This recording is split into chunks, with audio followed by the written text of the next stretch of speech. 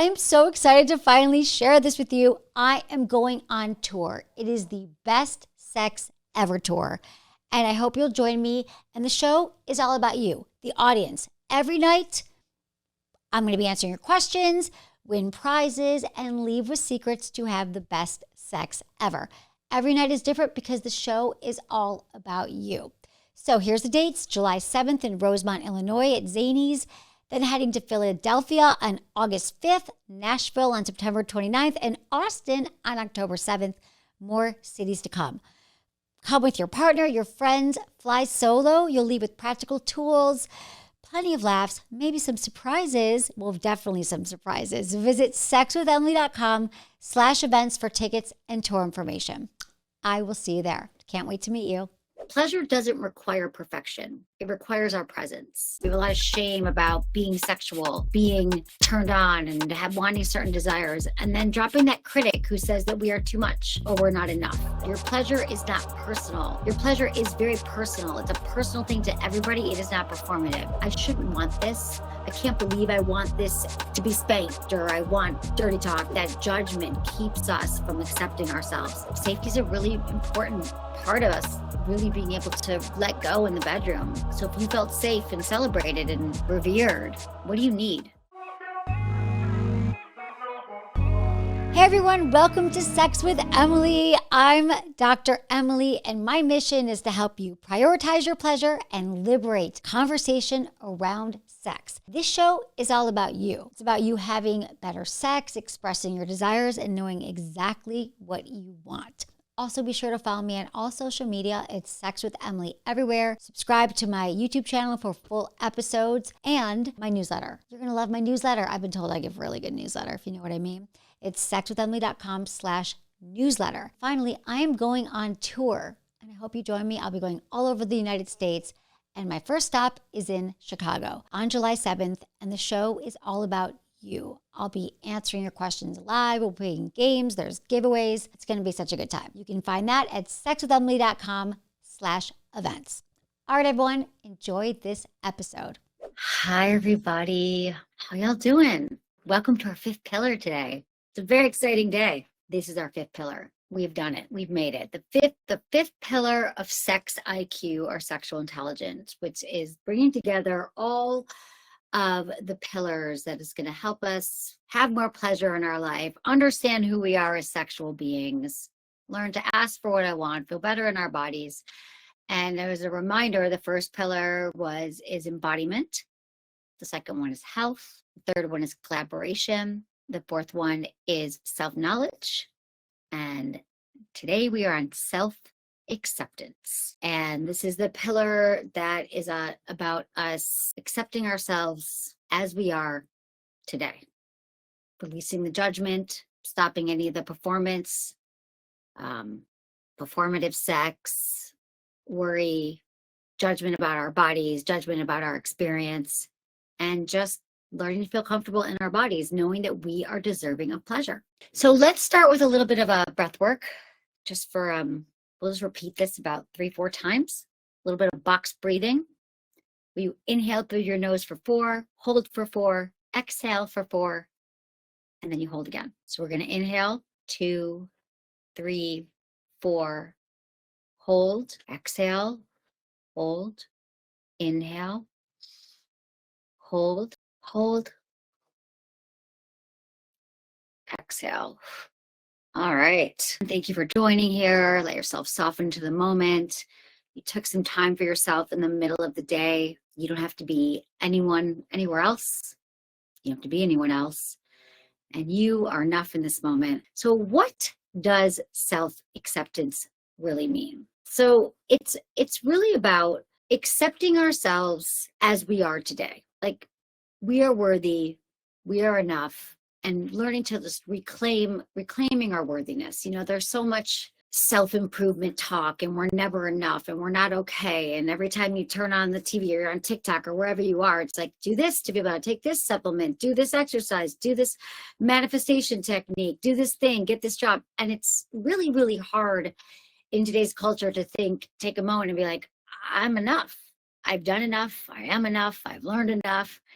And everything will tell you this. All the wisdom tells you that that the more we come home to ourselves and truly accept that we are perfect as we are in this moment, it really does shift our perspective. I don't know, my anxiety goes down just saying that. I'm like, okay, I've done enough. I am enough. Pleasure doesn't require perfection. It requires our presence.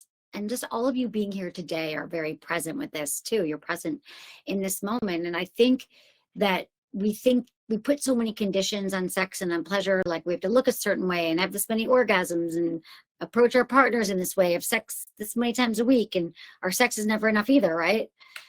And once we just realize that it's really about being present and not being perfect. And that's, in this context, self-acceptance is embracing our body truly as it is today, not what we think it should be, not what it was in the past. And that's a big part of this, is like the self-confidence piece. And then acknowledging our past without letting it design our future, define our future.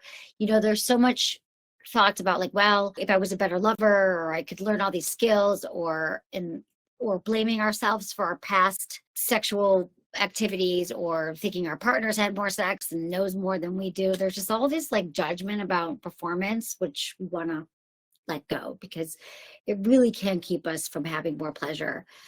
And releasing shame too around our turn-ons and our desires and our perceived differences, right? We have a lot of shame about being sexual, being turned on and wanting certain desires, and then dropping that critic who says that we are too much or we're not enough. So this pillar says, I deserve pleasure now, not in a different body, not in a different relationship, not in a different context, but today I am worthy of pleasure. And that's what self-acceptance is about. So the thing about self-acceptance and about confidence is it's not a destination. It's not a place that you get to and you are fully confident forever. Now I'm confident and I'm going to work on other things. I think we all know that confidence is a journey, and it is, you know, you're not going to learn to love every part of yourself every single day. It is certainly a practice, and it's a practice where we have to let go sometimes of that, the grief of what we were, or the shame around our bodies. And some of these phrases might help you think about how you could reframe it. Like, I might not feel sexy 24/7, but I still get to experience pleasure. Or like, I carry scars with me, literally, emotionally, physically, and I still deserve to be touched with great reverence and deep reverence. Or, this is the body I have. It gets me to and fro, and I am worthy of pleasure. And I got to remind you that we do carry so much shame in our bodies that we don't even realize that we're carrying.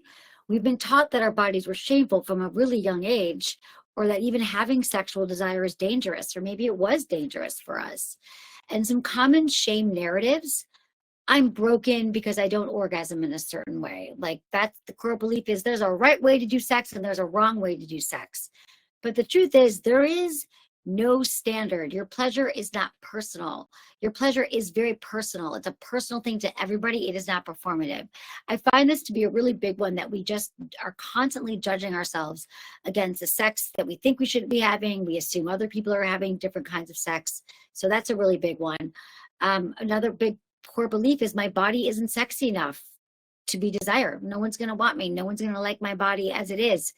And, you know, only the core belief there is like, only certain bodies get to be erotic. Like, if I look a certain way, those bodies have more pleasure than I do. Obviously, none of this is the truth, because the truth here is, all of us, we all deserve pleasure. We're already worthy of desire of pleasure as we are today. And I don't expect anybody just to be like, oh yeah, I got it, I'm out. Like, that's, I feel that. But again, just knowing that and hearing it, and having these like affirmations written in your phone, or if you need to do a little pre-sex ritual where you are reminding yourself that you are worthy of pleasure, and reminding yourself what pleasure feels like, could help anchor in this core belief, and this core wisdom that self-acceptance is a really worthy pillar, and that your body's worthy of pleasure. And it's important that, like, when we don't accept ourselves and we just have so much negative self-talk around our bodies, it really makes it hard to be present. A great exercise for this is our mirror talk exercise. And you could try this tonight or this week, where you just look in the mirror. You could be naked, you could be clothed. This is completely your choice. And you could say, this is my body. It has carried me through life. I've survived. It deserves love. It deserves pleasure. I know that feels awkward. It can feel very awkward, but there's really so much power in making eye contact with ourselves and our bodies, because if you think about it, we're asking someone else to do that. We are asking our partners to look at us, right? Or we don't want to be seen by our partners, but then we don't want to see ourselves. And if no one's looking at ourselves, then who is? Like, what is it? Like, it's just shame and distrust and negativity all around. So this practice of deeply connecting to ourselves, you could always try. We did a tip of the week called watch yourself in the mirror. And I do talk about this. I talk about watching yourself during solo sex, but even the practice of every morning, look at your body when you're having sex or when you're self-pleasuring, but just like, good morning, I love you. Like when you're brushing your teeth, don't look away. You know, we're always in our thoughts, but sometimes I just look at myself and I'm like, okay, today's the day. I love you. You're good. You got this, right? Like, even if it's just for a few minutes and you build on that. I love building stacking habits on teeth brushing, because you know it's the one thing we do every day, hopefully. Other things can be hard. So it's like, I have my supplements about my toothbrush. I drink my water, you know, so just to say, like, I'm going to look in the mirror today. Like today, I'm going to be like, you are awesome. You are deserving of pleasure. Today's going to be a great day. I mean, again, it might seem contrived, but if we're not doing that, where is your head in the moment that you're brushing your teeth? Are you thinking about what's next? Are you thinking about what happened in the past? Are you thinking about your day? But what if you just take a moment to deeply connect with yourself? That's going to really help towards this self-acceptance. And the pleasure thieves that steal self-acceptance, I've talked about stress, trauma, and shame, but when it comes with, those are the pleasure thieves. But when it comes to self-acceptance, a big one is the comparison thief. Oh, well, they look better than I do. Everyone looks better than I do. I don't have the same body as my partner, or as this person I just saw walking down the street, or what I see in porn. This is a really big part of this shame. We compare, we think we should be something else. Another thing is judgment about our desires and our preferences. I shouldn't want this. I can't believe I want this to be spanked, or I want dirty talk, or I want sex this often or not this often, right? That judgment keeps us from accepting ourselves. And then perfectionism. I can't be intimate until I have the perfect body. I have the perfect moves. These are all really deep parts of the thieves: the comparison, the judgment, and the perfection thief. Does that resonate with any of you? Can you hear those in your head? And can you imagine if those stack up over time, how much they're keeping you from pleasure? It's really hard to be fully embodied and to be fully present when these thoughts are just running wild in our head. And, you know, self-acceptance is truly a practice. It is a really deep practice. It's probably one of the most important practices out there, because we need it in life, not just in the bedroom and for our pleasure and our sexuality, but just accepting that we are good enough and we're doing enough and we're doing what we can. And it's just, I don't know, a daily reminder to accept ourselves as we are. Again, this like improvement culture, this, you got to do this every day and do that thing every day and improve, really just doesn't allow us a lot of room for self-acceptance. So this pillar comes alive in small everyday moments.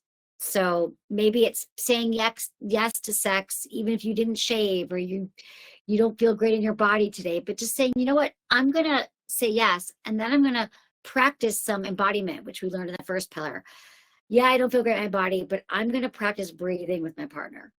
Or I'm going to practice collaborating with my partner right now, where we can talk about something that we really want. And then it'll sort of take over from that worry, right? If we know that we're being present, or we're actually working to collaborating with our partner and having sex in a way that feels good. Another thing is giving ourselves permission to rest instead of perform. Maybe you really truly don't want to have sex. You're like, this would just be performative. It's okay to say no and say, I'm just going to take rest. Or also exploring what feels good, not what you think feels good. Taking a beat and saying, you know what, I'm actually going to spend the next week just with some solo sex time, figuring out what I actually like. I know that Emily's mentioned that a lot, but I haven't done that yet. So I'm just going to explore. I'm going to get curious about my own pleasure and what feels good. And another thing that might help you here is releasing orgasm as a measure of success and leaning into connection.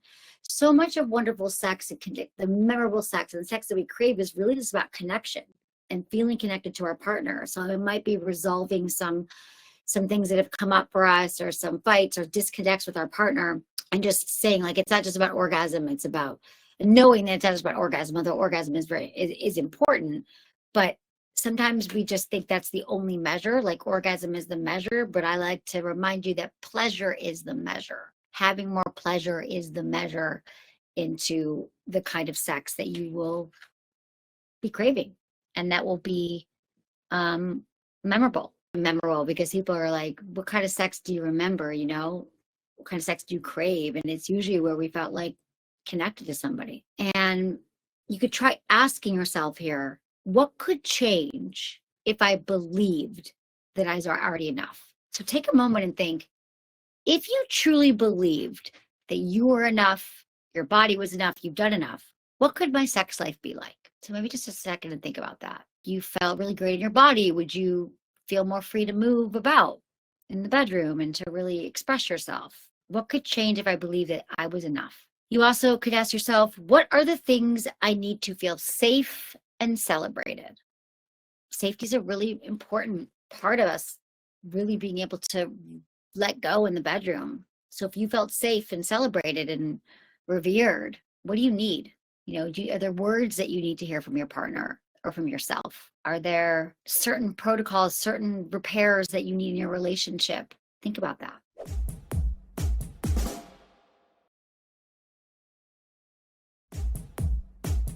And then ask yourself, where can I bring more softness to my inner dialogue? Where am I being really harsh on myself right now? Where am I being unforgiving? Could you soften around those edges? Could you replace it with some more friendly, loving thoughts? I am deserving of pleasure. My body is built for pleasure. I'm excited to have pleasure. My body thrives with pleasure. My whole life is better when I welcome in pleasure. So for this week, so put anything here in the chat about this that made you think anything. I love thinking about the inner dialogue. We did a great session this week. I think it was one of my favorites that we've done. And I actually used some of those tools this weekend. I was feeling disconnected from my body. I was out I was in Las Vegas at a concert, and I started feeling like anxious about the crowds and things that were happening. And I was remembering some things that she told us about, because a lot of times, a lot of our fears and the negative thoughts we have are the inner child, stuff from our childhood that are no longer true. Like, I'm not safe. And I remember feeling that. She had this great line where she was like, when you're feeling that, remember that I'm an adult now. I have keys. I have a credit card. I can escape. I can leave. I'm in charge. I'm running the show. Those exercises were so powerful. Yeah, thanks for posting that. I know Alexa and I had some really big feelings around that. Some really powerful releases. So again, it was just a lot of self-acceptance is again about reframing our core beliefs and our thoughts. Our core beliefs are programmed in our head from a very young age that we don't even realize that we are the ones that continue to feed them to ourselves. That's taking us away from pleasure, and they just don't serve us at all. So some action steps, some that we can do this week. You could choose one act of some radical self-acceptance for you to reclaim your pleasure, your worthiness, your desire. Maybe wear something sexy just for you, like whether it's lingerie or wear something that makes you feel sexy. That's just about you. I did something, where was I? Oh, it was last night. Sa, who did a wonderful somatic dance release here, if anyone saw that, he did a live performance, a live exercise in LA last night. It was incredible. And it was like walking like you are like the most confident in the world, like walking like you were, because he did a whole death and rebirth, like walking like you were just born, like you have released everything and you are yourself and you're confident. And it took a moment, like it was easier to act like do the stuff that was about like releasing and pain, but then to be like, I am the most confident, released, pure version of myself, and I'm walking through life. We're all like walking in the room, and it was like, take a moment. But when you think about it, like, what is that version of you that is the sexiest, that does feel the best in your body? Who is this person?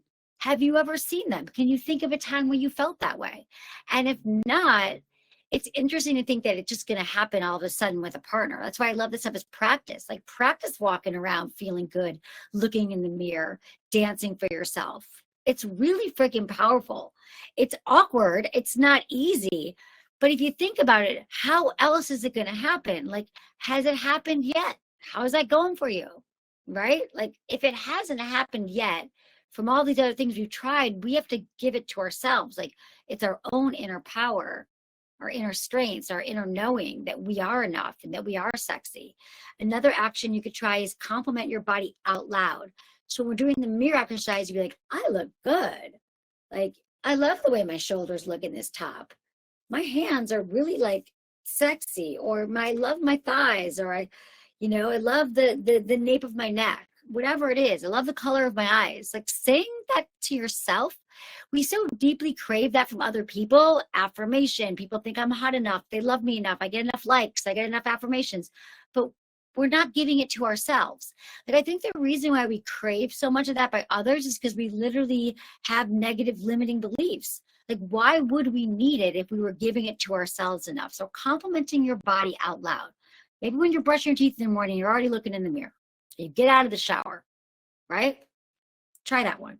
You could also try doing a solo sex session, masturbation, aka masturbation, just for exploration, just getting curious about what feels good. What do I actually like? What kind of touch feels good to me? What kind of movement feels good to me? What kind of sounds feel good to me? Sound is such a big part of pleasure. Moaning, making noise that's commensurate with what we're actually feeling. A lot of us have never used our voice to express pleasure, because we think it's going to sound funny. And just practicing, like letting go with your own while you're pleasuring yourself is just a great way to practice that. So when you are with a partner, when you're with your partner, you've already experienced it.